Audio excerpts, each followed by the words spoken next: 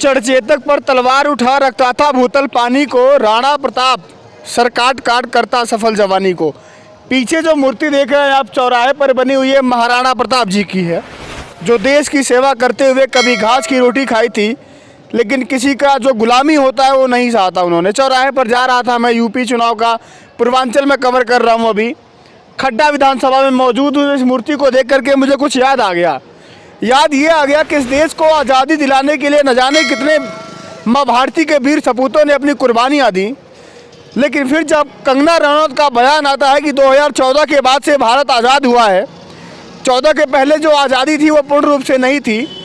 तो मुझे ऐसी लाइनें याद आती हैं जो मैंने पहले कही कि इन वीर महान सपूतों की जो बलिदान है, जो कुर्बानियाँ हैं, चाहे वो भगत सिंह हो, सुभाष चंद्र बोस हो, महात्मा गांधी हो, जवाहरलाल नेहरू हो, सरदार वल्लभ भाई पटेल हो, बहुत सारे ऐसे लोग हैं जिनकी कुर्बानियों को उस एक बयान ने कहीं ना कहीं उसकी जो कुर्बानी थी, उसका जो ओजस्विता थी, उसमें कमी लाई।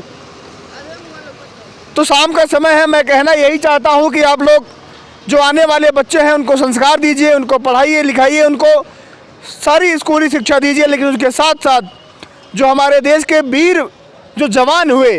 जिन्होंने भारत की आज़ादी के लिए अपना सब कुछ न्यौछावर किया, अपनी जवानी लुटाई, 23 साल की उम्र में सरदार भगत सिंह जैसे ने फांसी को चूमा, फांसी के फंदे को झूल करके भारत को आज़ादी दिलाई, उन वीर महान सपूतों की कहानी भी अपने बच्चों को ज़रूर पढ़ाइए, अपने बेटी को, अपने बेटे को ज़रूर पढ़ाइए, ताकि फिर कोई आगे चल के कंगना रनौत जैसा पैदा ना हो और ये ना कहे कि भारत की आज़ादी 2014 के बाद से मिली है, 2014 के पहले वाली आज़ादी सही नहीं थी।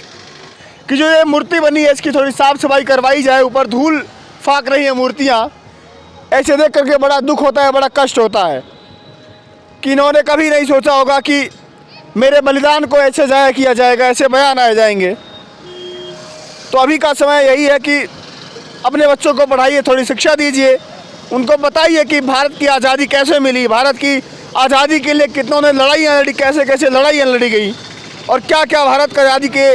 हमने जो आज़ादी पाई है उसके लिए हमने क्या क्या खोया है, क्योंकि ये आज़ादी हमें भीख में नहीं मिली है। इस आज़ादी के लिए हमने बरसों तक लड़ाइयाँ लड़ी हैं।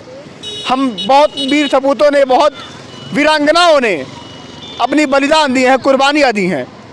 चाहे रानी लक्ष्मीबाई हो, चाहे बहुत तमाम महानी जो वीरांगनाएँ थी, उन्होंने अपनी कुर्बानियाँ दी। तो ये बयान जो आते हैं शर्मसार हैं, ऐसे बयानों का खंडन कीजिए, आप लोग विरोध कीजिए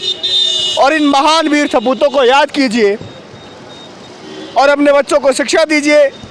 कि बच्चे पढ़ो और साथ में साथ जो हमारी महान जो विभूतियाँ हैं उनको भी याद किया जाए। अभी के लिए नमस्कार।